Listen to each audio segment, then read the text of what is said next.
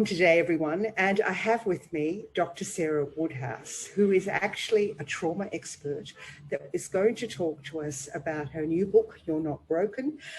Trauma is incredibly topical at the moment. There's a lot of misinformation out there.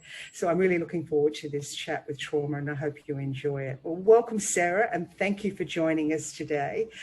Where did the idea for this book come from? Because you're a trauma expert, what made you say, I need to write this book? Hi, by the way, and thank you for the opportunity to speak. It's lovely to be here and speak with you. It is lovely. We've been talking off air, haven't we? And it's lovely to speak to someone so informed and engaged in the issues. It's incredible. Where did the book come from? So I'd worked in academia for many years, and we arrived in Australia 2 years ago. I do actually have a lot of academic contacts here up at QU, up at University of Queensland, but decided not to go for an academic grant and instead write the book. And I think there are a lot of kind of personal reasons that led to that. I love academic research.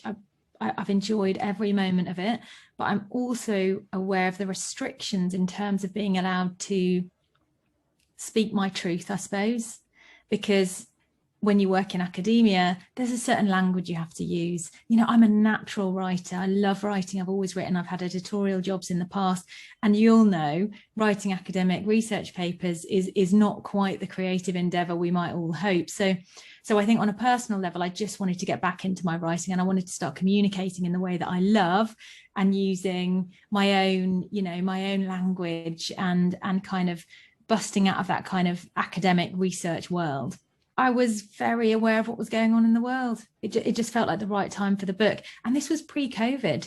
You know, I didn't know it was going to happen. I don't know, maybe on some level I did know, but it felt like everywhere I looked, with Me Too, you know, there was Me Too going on. Black Lives Matter was just kind of gearing up. Trump in administration, and all the pain, irrelevant of which side of that you were on, all the pain that brought with it. It just felt like the right time for the book, and I'm so pleased that I did it then, because it takes a very long time to get a book to shelf. That's the truth. It's a big endeavour and it involves a lot of people. So I'm glad I started then, so that it's available now as we deal with what we are in Australia. You know, there's so much going on, and worldwide. When we look at COVID, I think it's the right time for it. You talk in the book about trauma impacts us all in one shape or form. And one of the concerns I have is we're all attaching trauma to our lives. You know, I'm traumatized. And you sort of talk a little bit about that, the fact that it is part of everyone. Can you tell us a little bit about that? Essentially, the main explainer of trauma is that it's a reaction to any experience that makes us feel overwhelmed, threatened, and out of control. So really try and get people to hone in on those three things. So rather than thinking about specific events that lead to trauma, those big sort of severe events that we're all familiar with, I'm trying to move that list to one side and saying it's actually any experience that makes us feel that way, overwhelmed, threatened, and out of control. Our message is that we have all experienced a traumatic reaction, and many people shift through it. So they aren't stuck in it today. But if you are experiencing problems today, and those problems are repetitive, then it's worth thinking, okay, well, are the problems I'm experiencing today part of a reaction to something that happened in the past? So it's not that I'm saying everyone's traumatized, it's that I'm saying when we begin to reframe the issues we have today as a reaction to the past, many of us can see the links and make the links for ourselves and begin to identify our own past traumas. Talking to perhaps a significant event, so it could be something like the floods that we're going through and you've lost everything. It could be, particularly overseas, the awful reactions to COVID and healthcare professionals.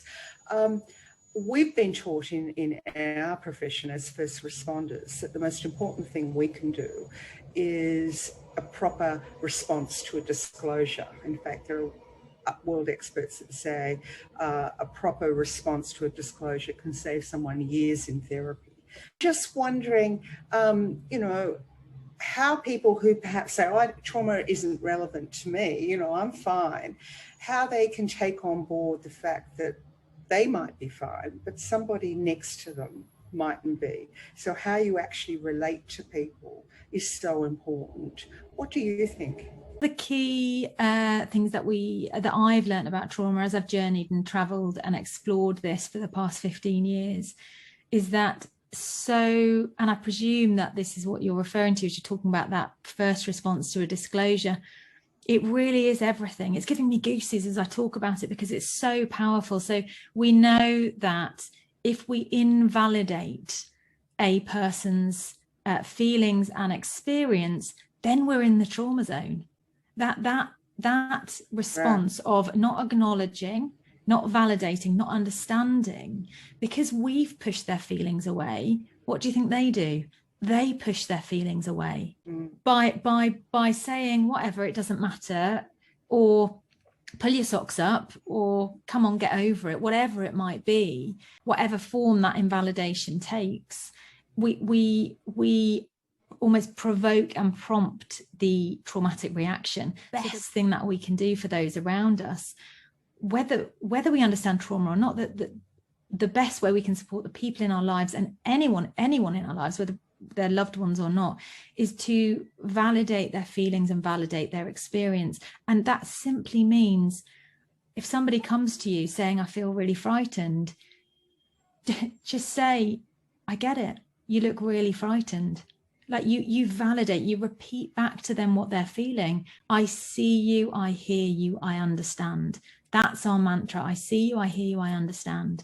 So everything we're communicating has to be making them feel seen, heard, and understood. And children need it, and adults need it, and we especially need it if we have experienced or are experiencing an extreme reaction to a frightening event.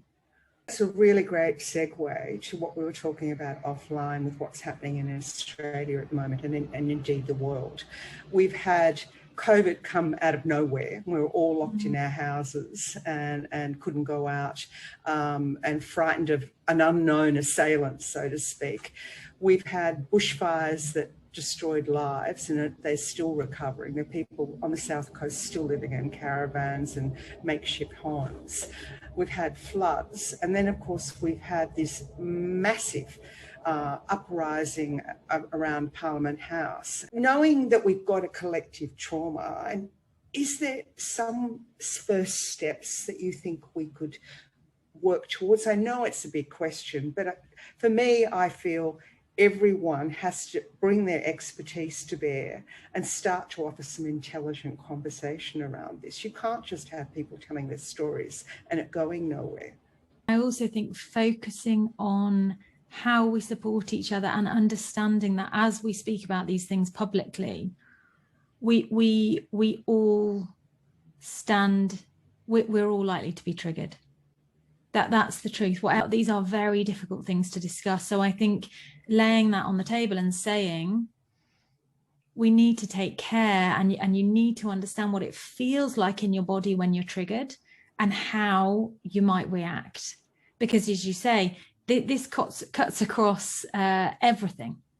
You know, you can be the Prime Minister and you can get triggered, and you can be me sitting here and get triggered. It's all of us. We are all humans. We are all at risk from this reaction. And actually that's the wrong phrase, because it's not a risk. It's part of being human.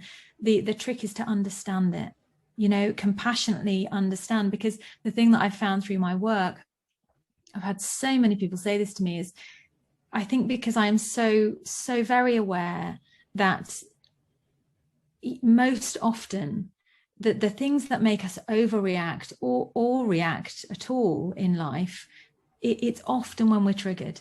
It's often when something very painful within us has been set off. We've been reminded of something from the past and we're triggered. And when you come from that kind of that point of reference, it's very, very hard to not find compassion.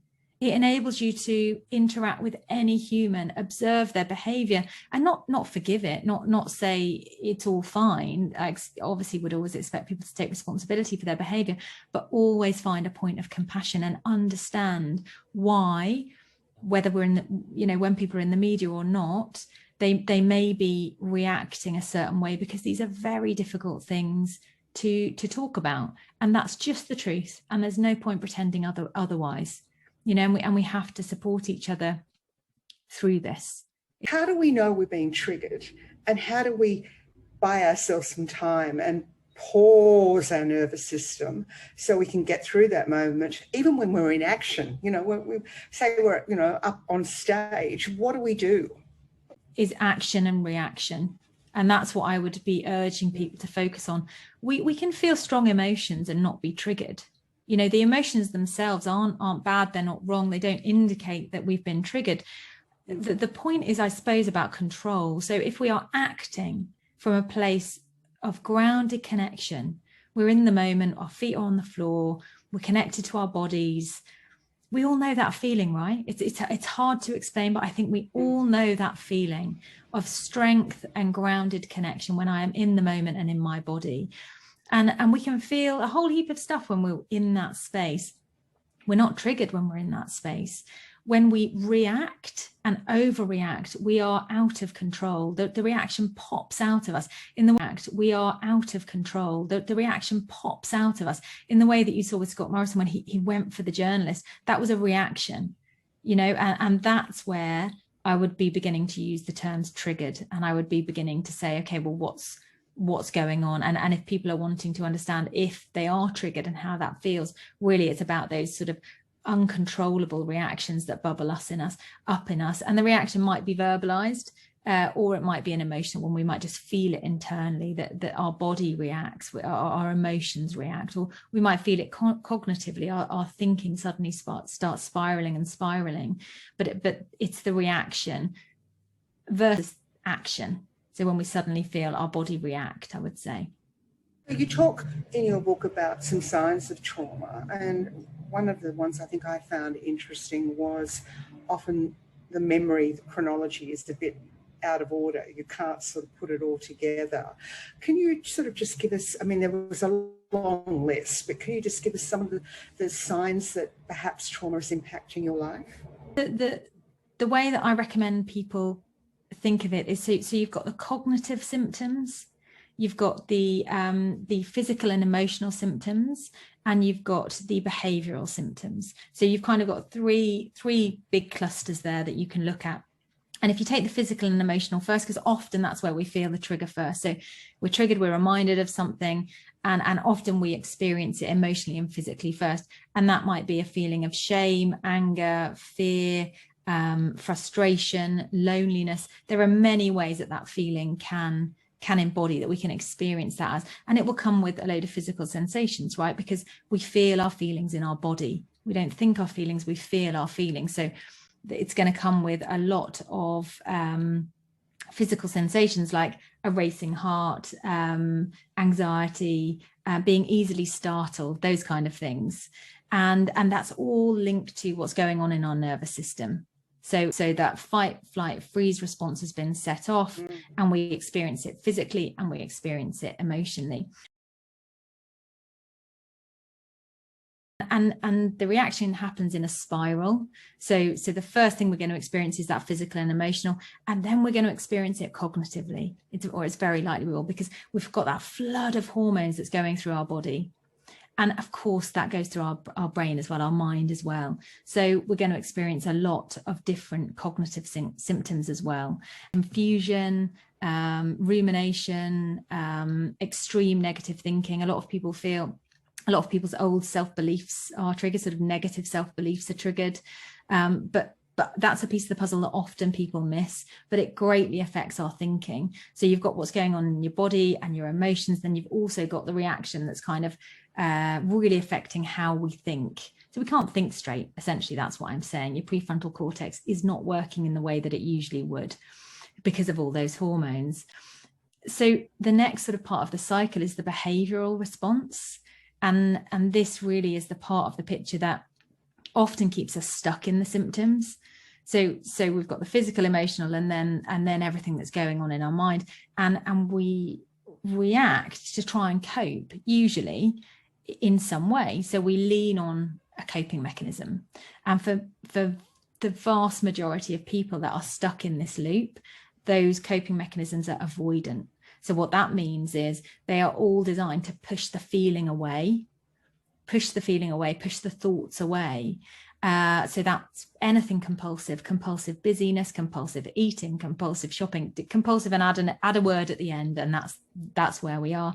It's also any controlling behaviours, or extreme, and compulsive busyness, where you're kind of moving and trying to avoid the stillness, avoid pausing and being with the feeling. It's all about pushing it away. And because that behavioural response sits at the end of this loop, it kind of keeps us stuck in the loop. So it's inevitably over time, it's going to lead to worse emotional reactions or more cognitive symptoms. We kind of get stuck in this loop of symptoms. And the thing we need to do is move towards our feelings, notice them, cry, allow our feelings and be with them. But because we're pulling away from them, we don't do what we need to do, which is let the reaction out and therefore become stuck in it. So that's a really good segue. What do you do? How do you manage that? Because I know I've often, had a good cry and I feel better afterwards. It's almost cathartic. What are some of the things that we can do?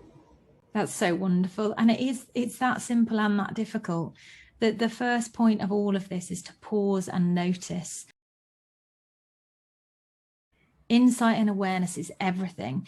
That, yes, of course, if people have PTSD or if they have extreme trauma symptoms, there's a different response. But if we're looking at sort of how trauma shows up on a day-to-day for people who aren't experiencing that diagnostic level of trauma, it's about insights, it's about awareness, it's about educating yourself so that you know how it feels when you're triggered. So what triggers me and what reaction does it provoke in me?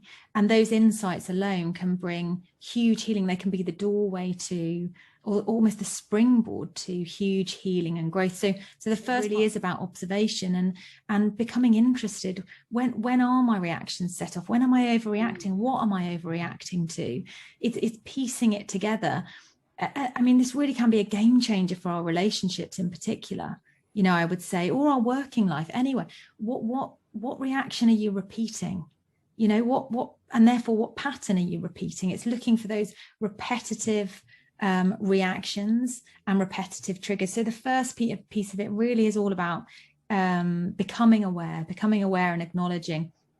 And then the second piece really is about noticing and allowing our feelings. There are so many different tools, and I cover 7 of them in the book, but I think the one, if I could urge people to really take notice of and take from this is just the most simple idea of pausing, noticing and acknowledging how we're feeling. So it might be as simple as, I've been triggered because my partner just hung up the phone. I'm triggered. I'm feeling overwhelmed. I'm feeling frightened. It's acknowledging that we've been triggered and stating the feelings just to ourselves. I'm not saying you need to make a call. I'm saying just pause and acknowledge the feelings and then notice what they're doing. Where are they? How's your body feeling? Are you tense in your jaw? Are you feeling in your tummy or across your shoulders? So it's making that link always, because trauma is about a separation of mind and body. It's bringing the two back together. So it's a really important piece of the puzzle. So we notice how we're feeling, we acknowledge it, and then we observe how it's showing up in our body. And we just allow it, which might sound so simple, and I know that it is, but we are all programmed to push away the uncomfortable. I feel uncomfortable, push it away. I feel afraid, push it away. That's how we are all programmed. And when we're in the trauma zone, when we're talking about this stuff, that therein lies the problem. That is what's keeping us all stuck in these old reactions. So to free them up and free yourself up, you have to begin allowing your feelings to flow, no matter how uncomfortable they are. And once you've done that, then yes, we can begin to reconnect to the moment, to our adult self. Because trauma disconnects us. We're thrown back to the past, right? When we're triggered, we're thrown back to a younger version of ourselves. So we want to, after we've allowed the feelings to be, we then need to reconnect with ourselves today and the moment today. So there are loads of different grounding techniques that people can use for that, to bring themselves back into their body and back into the moment. I'm really angry about that email. Rather than just hitting back a reply, stand up, make a cup of tea, think about why you're angry, and sit down and then write the email. Like, it's give yourself space rather than react. Or alternatively, when you've just let go at a press conference, for example, afterwards reflect, thinking, I didn't mean to do that. What was going on for me? You know, I got angry at someone. Reflecting on it. Would you agree with that? All personal growth involves us admitting when we're wrong, admitting that we misspoke, admitting that we reacted in a way that we didn't want to. And for some people, that there's so much defensiveness around that, they find it extremely painful. So that's probably the first piece of the puzzle, is you have to be willing to own your mistakes. You have to be willing to take responsibility, because we can all stop these patterns. But it requires taking responsibility and being able to admit mistakes, which is something I've always been very good at. It's just always come very naturally, because I want to grow, I want to learn, I want to be better, I want to be happier, I want to grow, you know, but I'm aware that not everyone comes with that mindset, which can make it very hard. But yes, the way that you've just articulated it is perfect. If we're trying to pinpoint our own triggers and our own trauma, our own unresolved trauma, we're looking for repetitive, strong reactions. It's not necessarily every reaction, but it's repetitive, strong reactions. So if you find yourself reacting in the same way during the same type of situation, then I would begin to say, okay, look, it's feasible that this is triggering, it's reminding you of something that happened in your past. But also the example that you gave, you know, I felt angry before when I opened an email, is wonderful, because these are techniques that we can all use every day. Because whenever we're reacting, we're not in control. Whenever we're reacting, it's coming. And I've heard so many therapists say this, any reaction comes from the subconscious. You know, it's not coming from our sort of present conscious grounded self. It's coming from back there. You know, it's coming from the past, in which case we all want to pause. When you feel that reaction, the best thing that we can do for ourselves and the world is pause, breathe, notice, and reconnect before we move forward. 100%, yeah. So I guess when you move forward and live a life that you're not carrying this bag of trauma with you. At the three things that I just covered there. So beginning to be aware of our triggers and our reactions, beginning to pause, notice, and allow our feelings, and then allow our feelings to flow. I would say that that's, if people can do that, that's an incredible start. And of course, there are some people that need more. I needed more. You know, many people do. And what you'll find is, and what I've found with the people that I've worked with, is for some people, these techniques that they use at home is absolutely enough. It makes them aware of the sort of unresolved trauma that they're carrying, these issues that from the past that are still affecting their day to day, and they find it relatively easy. Maybe that's the wrong word, but with help and support, they can certainly break out of these cycles using tools at home. But for many people, it's just the beginning.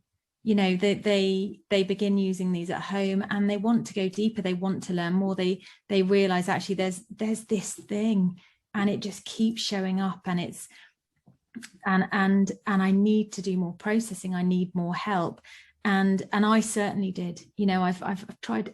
I mean, I've tried every different trauma treatment under the sun, and I would urge people to do so. You know, there are incredible, creative, powerful treatments out there, and there is absolutely a treatment for everybody. That's the thing. Go where you feel comfortable. Go where you're led. Go. So for example, SomaticExperiencing is an incredible treatment that's all to do with rebalancing your nervous system.